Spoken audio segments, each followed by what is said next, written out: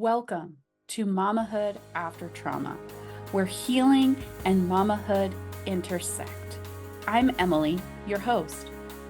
Join us as we discover practical strategies to nurture ourselves with kindness and understanding. Stay tuned for insights and inspiration to support you on your path of healing and growth. Let's dive in together. This is Mamahood After Trauma. Hello, Mama, and welcome to this episode of the Mamahood After Trauma podcast. I am so excited that you have taken some time out of your busy mama schedule to tune in and listen. Today, we are joined by Anise. She was a speaker at the second quarterly Mamahood After Trauma Symposium, and I am so excited to have her with us today. Welcome. Hi, Emily. It's nice to see you again, and that was a wonderful event. Good for you. Oh, thank you. So let's get started, Anise, and just share a little bit about yourself and what brought you to do the work that you do. Well, I've actually written a book about that, but I'll give you the really short strokes. I am a mom as well. I have two sons, and I started my adventure with mamahood very early. I was 19 when I had my first child. Then I had a patch of difficulty where I was told I would not have any more children. Complication from a situation that I had no idea was going on until I almost died from it. And then that's when I began to get information from inside because I didn't want to leave my 3-year-old. I really didn't. I didn't want to leave him behind and abandon him. And so I was wondering if there was some other opportunity besides dying. And I asked and I got answers. And so the information began to come from within, which I used and applied. I was fortunate that there was some medication that worked. It was really toxic and I had to take it for a year, but hey, I'm still here. And then I just kept doing and working with the information that I got from within. And then took a few years, but I eventually did get pregnant again. And I went back to my obstetricians who said it would never happen and asked them to please take as good care of me the second time around as they did the first. That's how I got started doing what I'm doing now as an energy healer, master healer level, and a life coach. And I've been through the meat grinder like a lot of people. And it's good to have, it's great to survive it. Let's just say that. But it's also really helpful. And in my presentation, I talked about the importance of communication and how you don't allow trauma to shut you down, how you really need to navigate that with some courage and some more consciousness. Yeah, because as trauma survivors, we get stuck. Our voice gets stifled, and we have all kinds of beliefs that keep us safe in the moment, but in the long term don't serve us. And so what was your journey like overcoming that and reclaiming your voice? Well, in that instance, that first sort of bad surprise, I was mostly thinking about my son because I was okay with whatever happened. And I'd had some extraordinary, altered state, no drugs, consciousness that showed me where I would be going. And I was fine, but I really didn't want to leave him. So my voice was not lost. In fact, my voice was found during that interlude. And we went on and we survived. But the second go round, after my second child, as I described in my talk, the betrayal was unspeakable. It was truly, for me, it was unspeakable. And poetry and creativity and doing everything I can to both hunker down, nurture myself, still remain connected to my two children, living children. Well, I was evaluating whether or not I would be able to continue with a relationship that I was in because literally all the trust was gone. But like most mamas, you want to keep the stability going. You don't want to just. So that really was quite a struggle to keep my voice and to know when I felt safe enough to speak Mm-hmm. and how I wanted to communicate to my children. And I really didn't do a great job of it. I really didn't. I'm much better at communicating with my children now. But the pain was so intense. That's why Mm. I talk about saying, like you, silence is not golden. And then there's the issue of who can you trust to speak to. So that's one of the reasons I'm a life coach, because that people do trust me. Yeah. Yeah, I can resonate with that as well because, not everybody is a safe place. Not everybody can be trusted with what you're struggling with and be hold the space that you need them to because everybody's got their own garbage can full of junk. So what was your journey like um coming out of that abusive relationship and learning how to communicate with your Well, with it your was sons and with interesting. yourself? Yeah, it was interesting because I went into a field to support the family while my now ex-husband went to medical school, and I went into a field of communication. I became a certified shorthand court reporter, but I wasn't speaking. I was listening. And what really helped me get through what I had to get through and reach the place where I said, whatever this is, it's not worth it. Mm-hmm. And listening was a very, very active part of that. And then being very careful about when I spoke to do it from a really grounded, centered place. Mm-hmm. And in that relationship, over time, as I did my inner work, I lost the charge, the kind of glue that was this very kind of hot charge between the two of us. And I gradually dialed it down, dialed it down, dialed it down without giving away any part of me. And then I was able to speak to my needs. And then I was able to say, oh, this is done. I still didn't do as good a job as I could have because I literally was so distressed by this relationship and by this person who was my partner that when we were going through the divorce proceedings and I had a lawyer who was like, you're in a state with 50-50. You can have 50-50 of his income for the rest of his life. And I was, Emily, ladies, whoever's listening, like really listen to your lawyer and bite the bullet. Because at that moment, I didn't want to see this man's name on a check. That's how bad it was. And I was like, no, that was an incredible moment of self-sabotage. Mm-hmm. Again, I didn't know that lawyer that well. He wasn't a friend. I didn't know enough to know that I didn't know what I needed to do to protect myself. So trauma takes so many different forms when you're a parent. When you're a person, when you're a human being, but when you're a parent, ooh, Yeah, it changes the ball game, eh? absolutely. So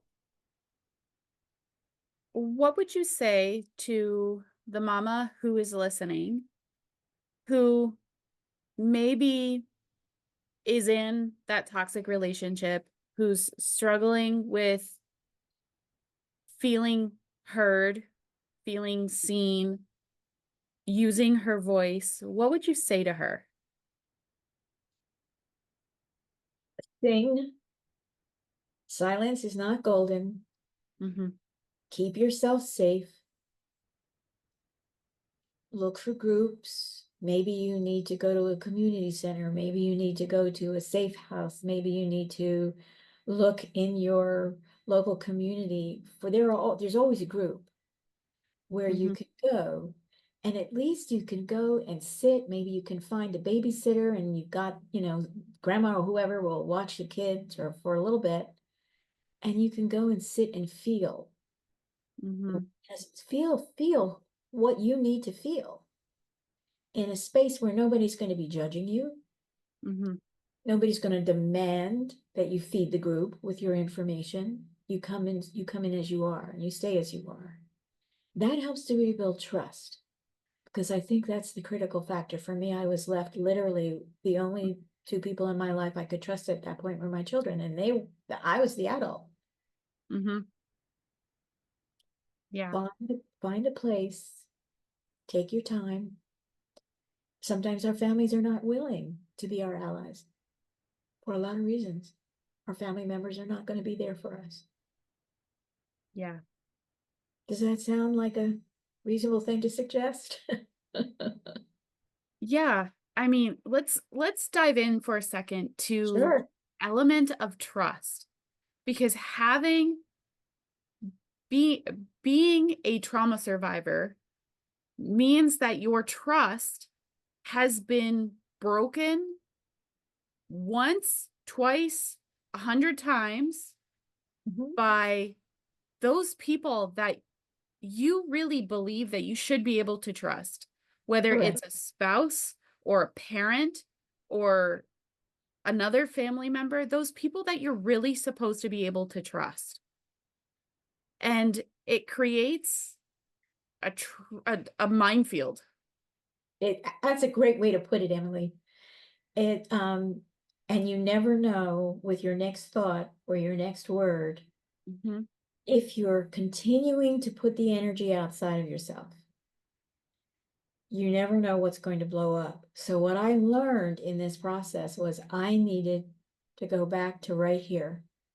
Mhm. I needed to stay here as long as I needed to stay here.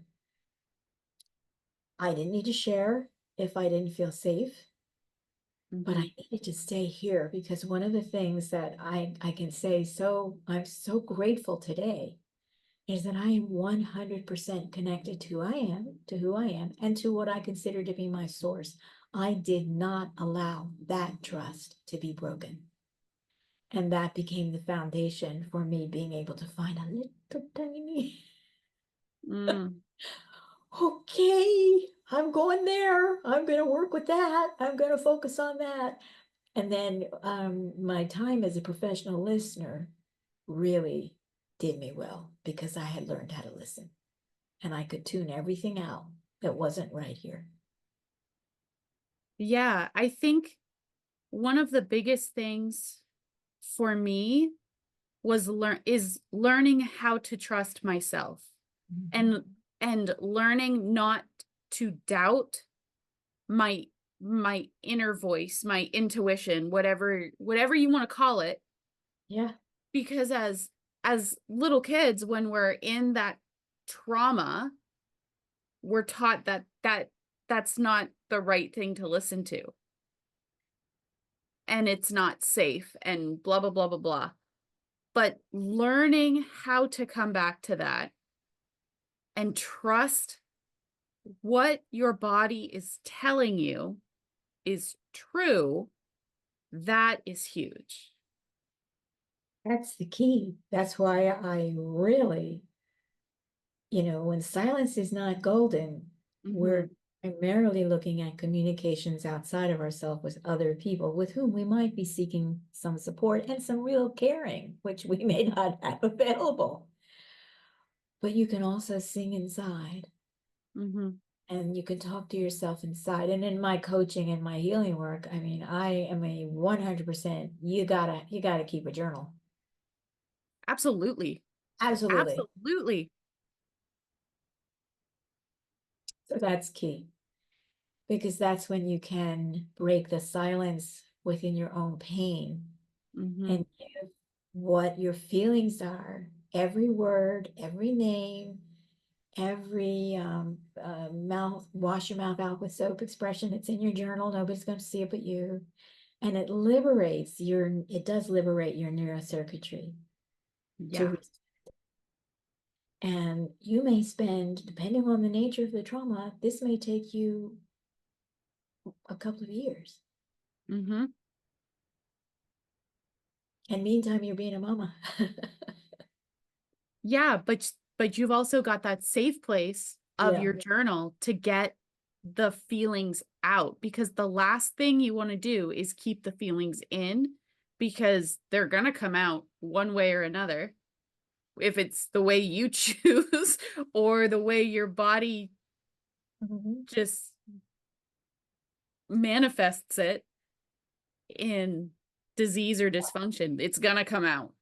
Or both. Now, I will share another story with you because I think we had time. We have time. And those who watch my segment of your talk, my talk, your wonderful summit will understand what happened was I was manipulated and emotionally coerced into having an abortion that I didn't want to have after my partner and I had discussed for weeks that we were going to have a third child. And the nature of the manipulation was that he threatened to take our youngest child, who was not yet 3, and take him, and I would never see him again. Now, what do you do with that? Right? This is Mhm. someone here. What I was just like, ooh, who is the Twilight Zone? And so I kept myself safe. I kept the children safe. I didn't rock the boat because what I instinctively felt was if he was already that unstable, Mhm. I did not want to push him to the tipping point until I was ready to be in a place of power and good Mhm. self-care for me and the kids. And Absolutely. so I had to suck up a lot, Mhm. you know? Took him like 4 years to get out of medical school. Meantime, I'm being the faithful wife, best mom I can be, working my beep beep off, doing my professional job, paying all the bills, running the show, kids, sports, friends, doing all that.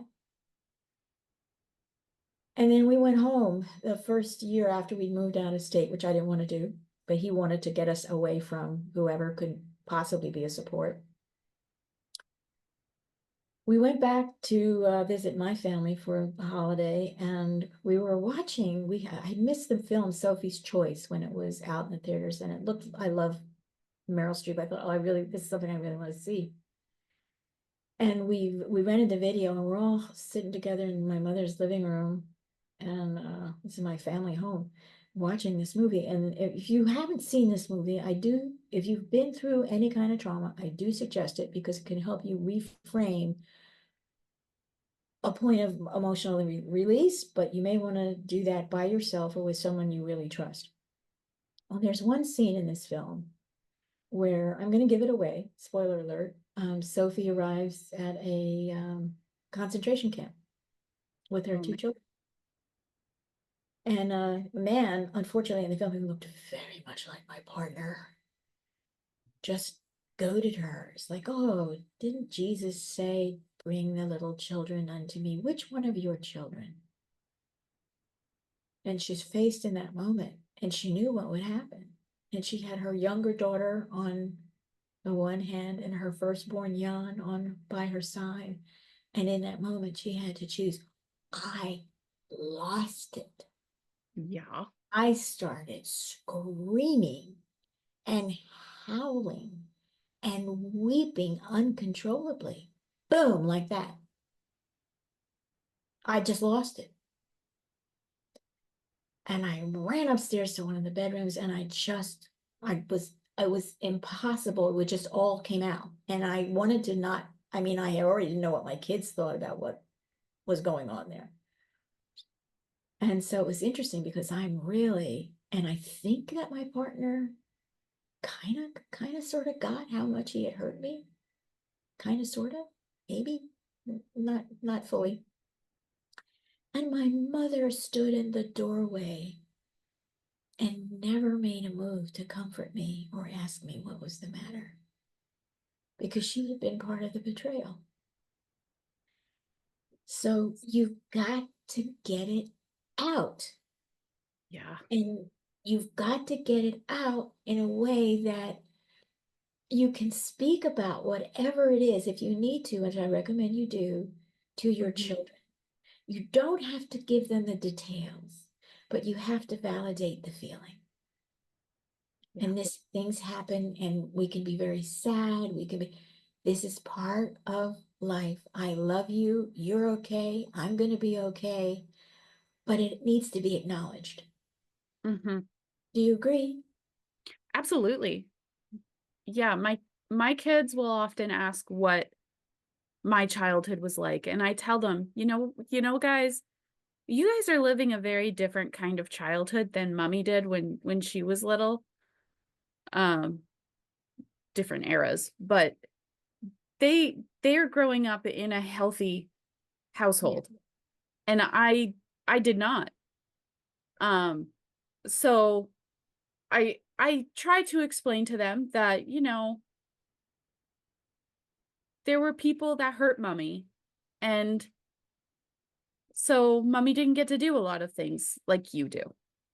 Mhm. Because my kids are still really young, but they're curious. Yeah. So answering their questions in an age appropriate manner, because someday they're going to be they're going to be adults and they're going to come across my work, and then they'll get it. Yeah. But until that day, we'll Yeah. just, Could be a long time. yeah, and it might not be too.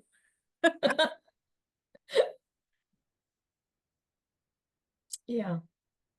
That holds the connection, Mm-hmm, that authenticity, that word, honesty, mm-hmm, really being body based in your feeling. That's such a powerful connection, and children feel this mm-hmm, so much more than adults who've been educated and seasoned right out of their authenticity. mm-hmm, Children know they can feel the energy of an authentic expression when you're telling them the truth, mm-hmm. and they deserve that. They deserve Absolutely, absolutely. it. And what I chose to do was not to turn either of my children against my partner, Mm-hmm, which took, no, I had that kind of character or patience until I decided to do it. And I thought, when they're grown men, and we need to expose this, because I'm not going to keep my mouth shut about it my entire life. mm-hmm, They will have a foundation, and they will listen, and we will talk it through, and they will choose whatever they choose. But I wasn't going to choose that for them. well, yeah, I mean, eventually the the person will expose themselves as well, and then you're our kids can make their own choices, but my stance on this is I will do what I need to do while you are little to protect you, and if that means loving a person from a distance, that is what we will do. Right. And when you are older, if you want to visit a relationship with that person, you will find out for yourself why Mhm. mommy protected you. Yeah. And I think that's, for me, that's the genius of being as good a mother as you can be in any moment. Mm-hmm. Because it's really hard. Oh yeah. Yeah. It's really, really hard. Um, and being able to touch back here Mm-hmm. and recognize the relationship with the children and go, yep, if I'm going to cry through making dinner, that's what I'm going to do.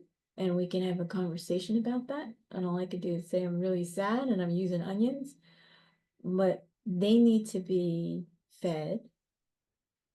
I need to find the place in me that can find the balance Mm-hmm. between meeting my own needs and really doing my best and knowing I'm not going to do it perfectly. Mm-hmm. Meet their needs and just get up and do it day after day. Mm-hmm. Yeah. Yeah. How can our listeners connect with you further if they choose, if they're got their ears perked? Oh, sure.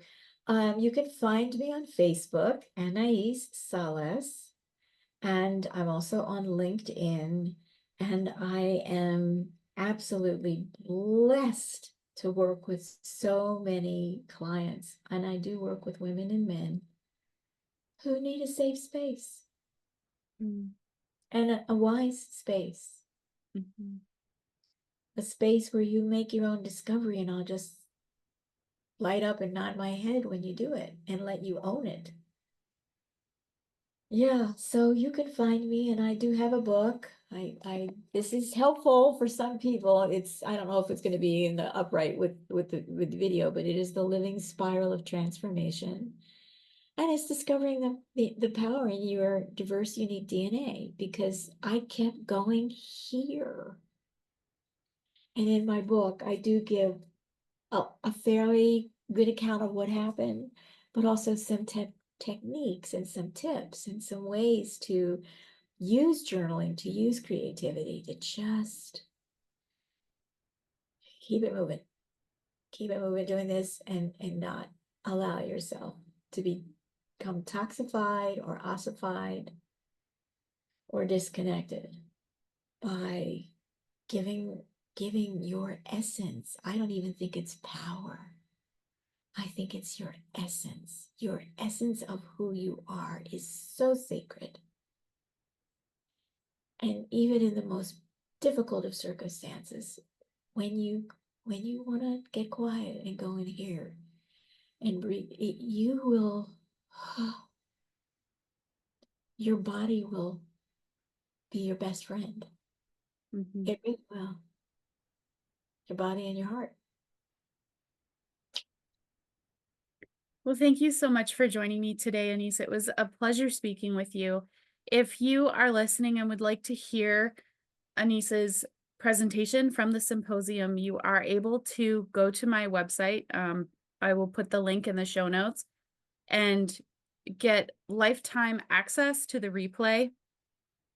And so with that, you will not only get Anise's talk, but you will also get the brilliance and wisdom of 10 other amazing women who are overcomers and just delivered above and beyond at the Mamahood After Trauma Symposium. Thank you. Thank you again so much, Anise. It's a pleasure. Thank you, Emily. I am so happy to be part of your intergenerational healing circle, because that's what we're making here, and you've done a Mhm. really good job of it, and thank you for including me. Thank you so much for taking time out of your day to tune in to this episode of the Mamahood After Trauma podcast. If you would like more of the Mamahood After Trauma community, make sure to look in the description of this episode for the link to become a Mamahood After Trauma Inner Circle member. Until next time, Mama, keep